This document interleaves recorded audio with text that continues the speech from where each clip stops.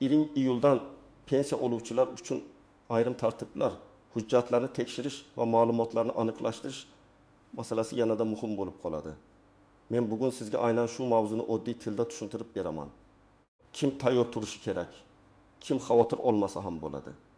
Qaysi xatolar pensiya to'lovida kechikish yoki ortiqcha ovoragarchilikka sabab bo'lishi mumkin? Bu ma'lumot har bir pensionerga, pensionerning farzandlariga, vasiylariga va oilasida yoshi ulug' inson bor har bir kishiga tegishli. Shuning uchun videoni oxirigacha ko'ring. Hozirning o'zida kanalga obuna bo'ling va like bosib qo'ying. Chunki bunday ogohlantirishlar vaqtida eshitilsa, odam ko'p muammodan oldindan qutuladi. Avval ko'p masalalar odat bo'yicha hal qilinardi. Pensioner pensiyasini kartadan olardi. Ayrimlar pochta orqali olardi. Ayrimlar esa farzandi yoki ishonchli vakili orqali pulni yechib kelardi.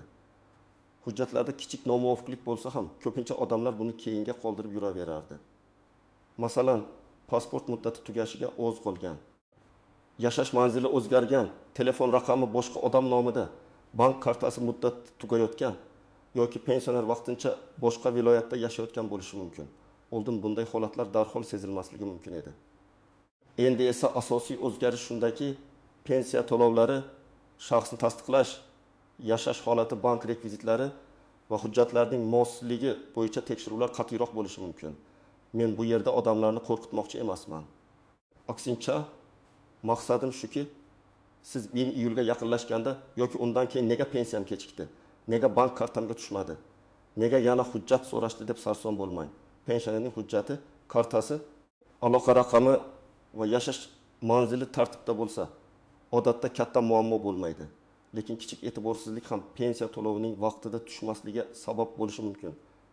Eng ko'p uchraydigan holat shuki, pensioner, men oldin ham olardim-ku, nega endi yana tekshirilyapti deb o'ylaydi.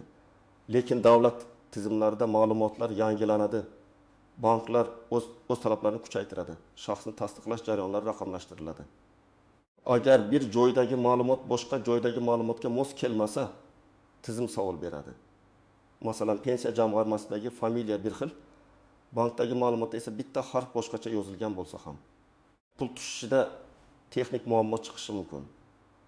Yoki pensionerning pasporti yangilangan, lekin bankdagi ma'lumot eski hujjat bo'yicha qolgan bo'lsa, karta operatsiyasida cheklov paydo bo'lishi mumkin. Men buni sodda qilib tushuntiraman. 1-iyuldan keyingi davrda pensionerlar uchun eng muhim talablar 3 yo'nalishda seziladi. Shaxsiy ma'lumotlarning to'g'riligi, pensiya olish usulining aniq bo'lishi va haqiqiy yashash hamda vakillik holatining hujjat bilan tasdiqlanishi. Bu talablar hammaning pensiyasi to'xtaydi degani emas. Bu hujjatlar tartibda bo'lsin, tizimdagi ma'lumotlar bir-biriga mos bo'lsin degani. Birinchi masala, shaxsiy ma'lumotlar. Pensionerning pasporti yoki ID kartasi amalda bo'lishi kerak. Agar hujjat muddati tugagan bo'lsa, uni yangilash kerak. Agar familiya, ism, otasining ismi, tug'ilgan sana yoki JSHSH raqamida xatolik bo'lsa, bu albatta aniqlashtirilishi kerak. Oddiy misol, 6-8 yoshli onaxon pensiyasini bank kartasidan oladi. U ID kartasini almashtirgan, lekin bankka borib ma'lumotni yangilamagan. Natijada karta muddati tugaganda yangi karta chiqarishda bank qo'shimcha tekshiruv talab qiladi. Agar bu ishni oldindan qilganda edi, pensiya kuni kelganda pulni kutib o'tirmasdi.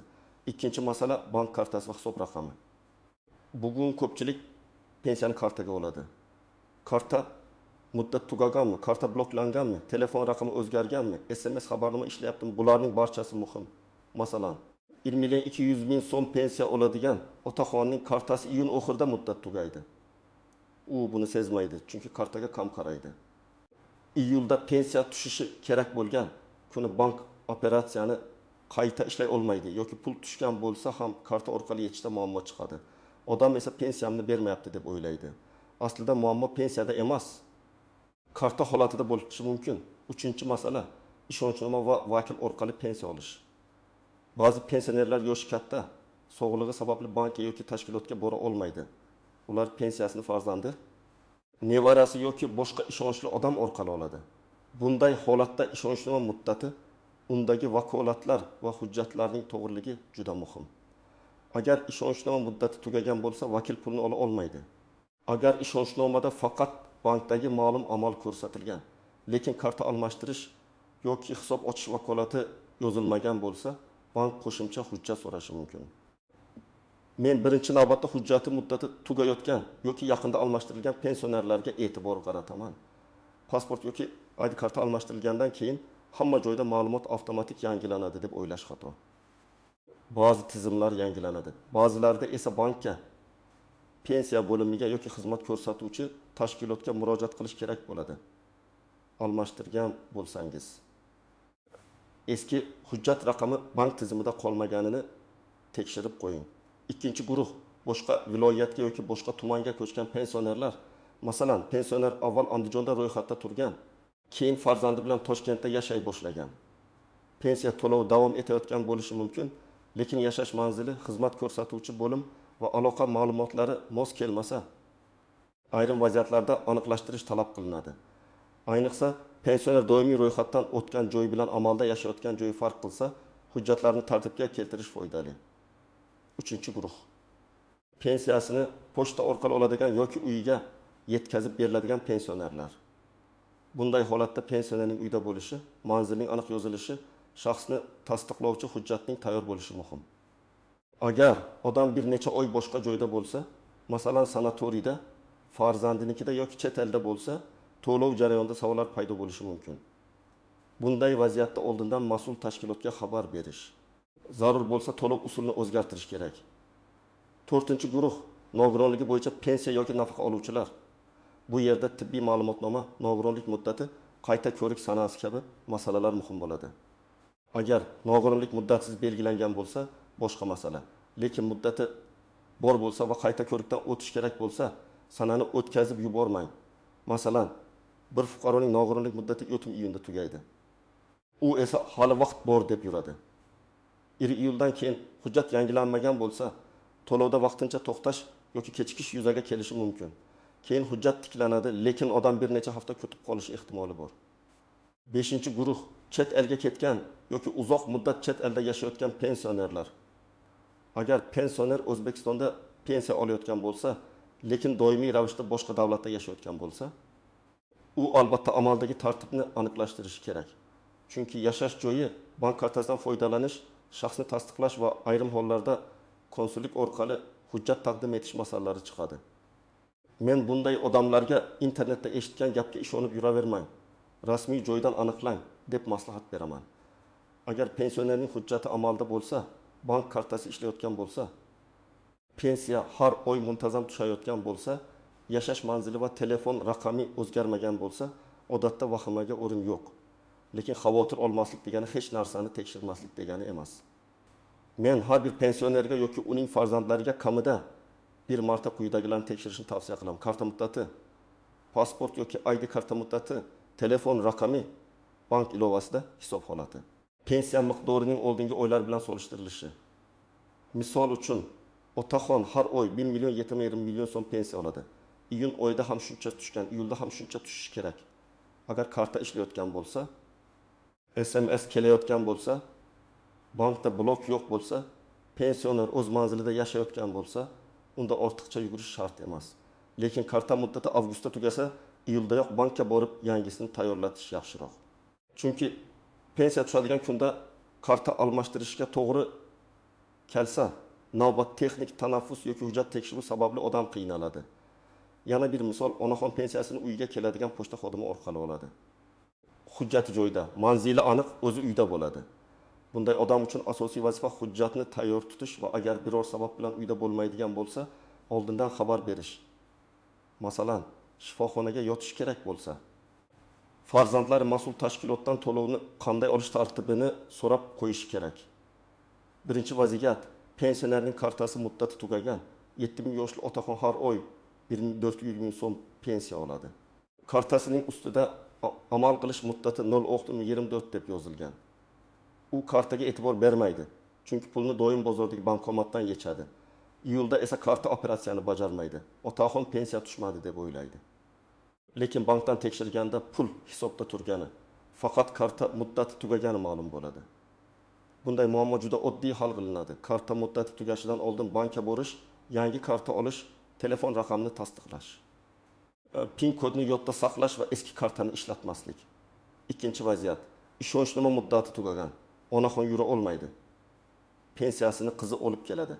Ishonchnoma 1 yilga berilgan, lekin uning muddati 22 iyunda tugagan. Qizi iyulda bankka boradi. Bank esa pul bera olmaydi. Chunki hujjat muddati o'tgan. Keyin notariusga borish, yangi ishonchnoma tayyorlash, onaxonning holatini tasdiqlash kerak bo'ladi. Agar bu ish 10 kun oldin qilinganda edi, pensiya vaqtida olinardi. Shuning uchun ishonchnoma bor oilalar kalendarga muddatni yozib qo'yishi shart. 3-vaziyat, familiyada xato. Pensionerning ID kartasida familiya Karimova deb yozilgan. Bankdagi eski ma'lumotda esa Karimova o'rniga bitta harf boshqacha kiritilgan. Odam oddiy ko'z bilan sezmasligi ham mumkin. Lekin tizim uchun bu boshqa ma'lumot.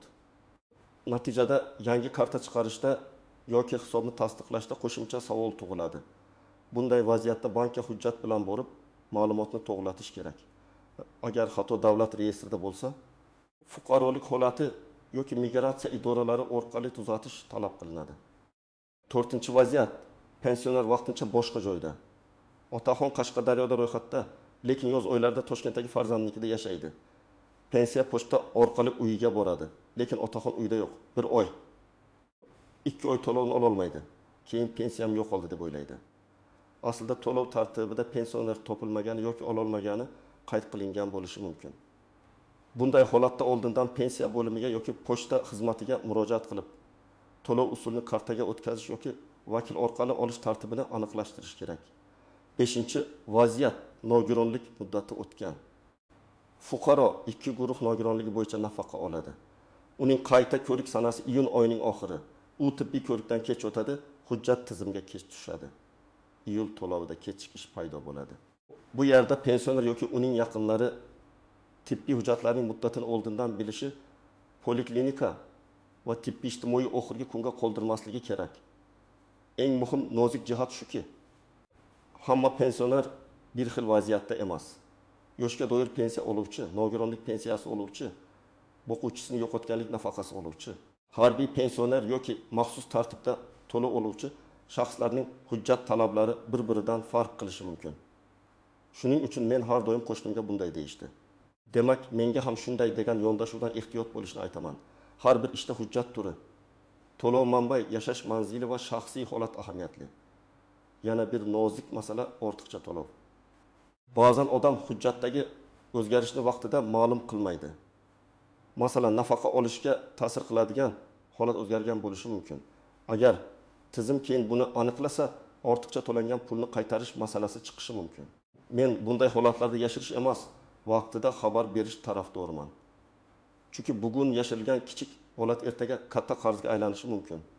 Bank kartasini boshqa odamga berib qo'yish ham xavfli. Ko'p pensionerlar o'g'lim yechib keladi, kelinim biladi. Nevarim ilovadan o'tkazadi deb kartani va pin kodni berib qo'yadi.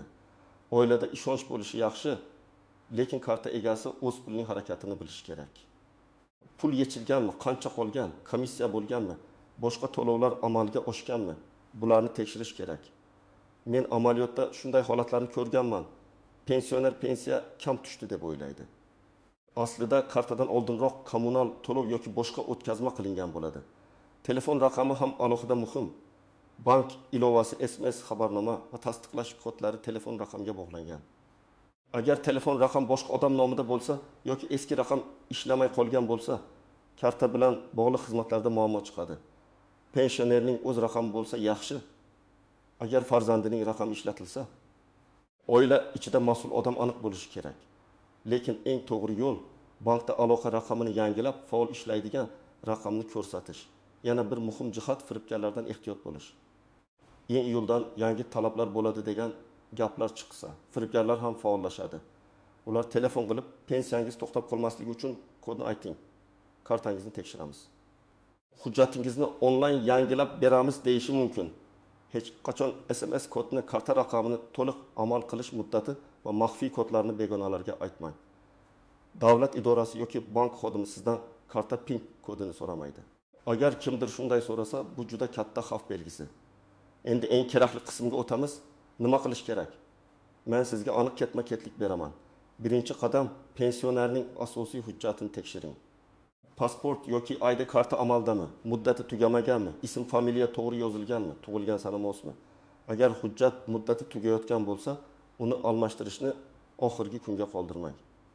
migratsiya va fuqarolikni rasmiylashtirish bo'limiga yoki tegishli davlat xizmatlari orqali murojaat qiling. Ikkinchi qadam, bank kartasini tekshiring. Karta ustidagi amal qilish muddatiga qarang. Karta bloklanmaganmi? Bankomatda ishlaydimi? SMS keladimi? Bank ilovasida hisob ko'rinadimi? Agar pensionerning o'zi bankka bora olmasa, bankdan vakil orqali qanday xizmat olish mumkinligini so'rang. Ishonchnoma kerak bo'lsa, notariusdan to'g'ri rasmiylashtiring. Ishonchnomada aynan pensiya pullarini olish, bank hisobini yuritish, karta olish yoki almashtirish vakolatlari aniq yozilgani yaxshi. Uchinchi qadam, pensiya bo'limidagi ma'lumotlarni aniqlashtiring. Tuman yoki shahar pensiya bo'limiga murojaat qilib, pensionerning to'lov usuli, manzili va aloqa raqami to'g'ri ekanini so'rashingiz mumkin. Agar navbat ko'p bo'lsa, oldindan telefon orqali yoki elektron xizmatlar orqali ma'lumot olish imkoniyatini tekshiring. Murojaat qilganda shaxsni tasdiqlovchi hujjat, pensioner guvohnomasi yoki pensiya hujjatlari, bank rekvizitlari va kerak bo'lsa ishonchnoma yoningizda bo'lsin. 4-qadam, agar pensioner nogironlik yoki tibbiy asosdagi to'lov olsa, tibbiy hujjat muddatlarini tekshiring. Qayta ko'rik sanasi qachon? Komissiyaga qanday hujjat kerak? Poliklinikadan qaysi ma'lumotnoma olinadi? Bularni oldindan biling. Tibbiy hujjatlarda kechikish bo'lsa, to'lovda ham kechikish bo'lishi mumkin. Shuning uchun bu ishni iyul kelganda emas. Undan oldin boshlash kerak. 5-qadam, barcha hujjatlardan nusxa tayyorlab qo'ying. Men odatda bitta papka qilishni maslahat beraman. U papkada ID karta nusxasi, pensiya hujjati, bank kartasi rekvizitlari, ishonchnoma nusxasi, tibbiy ma'lumotnomalar, yashash manzili bo'yicha hujjatlar, telefon raqamlar yozilgan varaq bo'lsin. Bu papka uyda aniq joyda tursin. Farzandlar ham qayerdaligini bilsin. Favqulodda vaziyatda hujjat izlab sarson bo'lishning oldi olinadi. 6-qadam, pensiya tushganini har oy tekshiring. Faqat pul yetish bilan cheklanmang. Qancha tushganini, qachon tushganini. Oldingi oyga nisbatan farq bor yo'qligini biling. Agar pensiya miqdori kutilmaganda kamaygan bo'lsa, darhol bankdan ko'chirma oling va pensiya bo'limidan sababini so'rang. Ba'zan kamayish bank komissiyasi, qarzdorlik bo'yicha ushlab qolish yoki boshqa to'lov bilan bog'liq bo'lishi mumkin. Sababni bilmasdan turib vahima qilish ham, befarq yurish ham noto'g'ri. 7-qadam, rasmiy manbalarga tayaning. Mahalladagi gap, Telegramdagi noma'lum xabar yoki tanish bilish aytgan ma'lumot har doim ham to'g'ri bo'lavermaydi. Pensiya masalasida eng to'g'ri yo'l tegishli pensiya bo'limi, bank, davlat xizmatlari markazi yoki rasmiy e'lonlarni tekshirishdir. Agar sizga kimdir pul berasan, pensiyangni oshirib beraman desa, ishonmang. Pensiyani hisoblash va o'zgartirish qonuniy tartibda hujjatlar asosida amalga oshadi. Agar pensiya tushmasa yoki kechiksa, murojaatni aniq yozish kerak. Men shunday yozishni tavsiya qilaman. Men falonchi yoshga doir pensiya oluvchiman. Pensiyam odatda har oyning falon sanasida falon bank kartasiga tushadi. Iyuldan keyingi to'lov bo'yicha pensiya mablag'i tushmagan yoki kechikmoqda. Sababini aniqlashtirib berishingizni, agar hujjat yoki ma'lumot yetishmasa, qaysi hujjat kerakligini yozma yoki og'zaki tushuntirib berishingizni so'rayman. Shunday murojaat aniq bo'ladi. Xodim ham nima tekshirish kerakligini tezroq tushunadi. Agar bank kartasi bilan muammo bo'lsa, bankka murojaatda karta muddati, hisob raqami, pul tushgan tushmagani va karta blok holatini so'rang. Bankdan imkon bo'lsa hisob ko'chirmasini oling. Agar bank pul tushmagan desa, pensiya bo'limidan to'lov yuborilmaganini aniqlang. Agar pensiya bo'limi pul yuborilgan desa, bank rekvizitlarida yoki texnik jarayonda muammo bo'lishi mumkin. Shunday qilib, muammoni bir joydan ikkinchi joyga taxmin bilan emas, hujjat va javoblar bilan aniqlash kerak.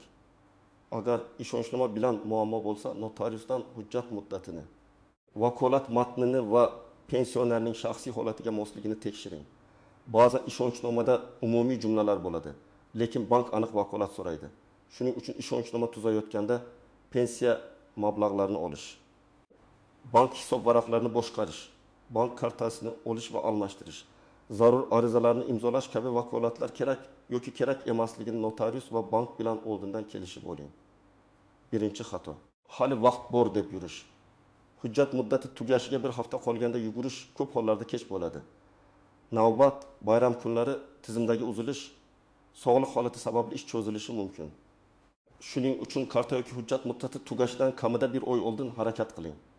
Ikkinchi xato, barcha ishni bitta odamga tashlab qo'yish.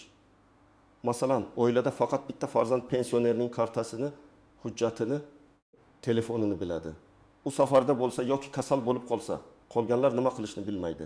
Kamida 2 ishonchli oila a'zosi asosiy ma'lumotlardan xabardor bo'lsin. Lekin bu karta PIN kodini hammaga tarqatish degani emas. Bu hujjatlar qayerda, qaysi bank, qaysi pensiya bo'limi, qaysi telefon raqam bog'langanini bilish degani. Uchinchi xato firibgarlarga ishonish. Pensiyani oshirib beramiz. Iyuldan ro'yxatdan o'tmasangiz pulingiz kuyadi. Telefoningizga kod keldi ayting degan qo'ng'iroqlarga javoban hech qanday maxfiy ma'lumot bermang. Agar shubhali qo'ng'iroq bo'lsa, o'chirib qo'ying va bankning rasmiy raqamiga o'zingiz qo'ng'iroq qiling. 4-xato, pensiya miqdorini tekshirmaslik. Har oy pul tushdi deb xursand bo'lib, summani qaramaslik noto'g'ri. Agar 20 million so'm o'rniga 20 million so'm tushgan bo'lsa, sababini bilish kerak. Bu qarzdorlik ushlovi bo'lishi mumkin, texnik xato bo'lishi mumkin yoki hujjatdagi o'zgarish bilan bog'liq bo'lishi mumkin. Vaqtida so'rasangiz, masala tezroq hal bo'ladi. 1 iyuldan pensionerlar uchun eng muhim narsa vahima emas, tayyorgarlikdir. Hujjatlar amalda bo'lsin, bank kartasi ishlasin, telefon raqami yangilangan bo'lsin. Ishonchnoma muddati o'tmagan bo'lsin. Nogironlik yoki boshqa maxsus hujjatlar vaqtida rasmiylashtirilsin. Men ekspert sifatida shuni aytaman. Ko'p muammolar katta qonun o'zgarishidan emas, oddiy e'tiborsizlikdan kelib chiqadi. Bitta muddati o'tgan karta, bitta eski telefon raqam, bitta noto'g'ri yozilgan familiya odamni bir necha kun yoki hafta sarson qilishi mumkin. Bugunoq pensioner ota-onangiz, bobo bo'yingiz yoki o'zingizning hujjatlaringizni tekshirib chiqing. Agar hammasi joyida bo'lsa, xotirjam bo'lasiz. Agar kamchilik topsangiz, 1 iyulni kutmasdan tuzatasiz. Kommentariyada yozing. Siz pensiyani karta orqali olasizmi yoki pochta orqalimi? Oxirgi paytda hujjat yoki bank kartasi bilan muammo bo'ldimi? Videoni foydali deb bilgan bo'lsangiz, like bosing. Kanalga obuna bo'ling va bu videoni pensioner qarindoshlaringizga yuboring. Chunki bitta vaqtida yetib borgan ma'lumot kimningdir pensiyasini kechikishdan, kimningdir oilasini ortiqcha ovoragarchilikdan saqlab qolishi mumkin.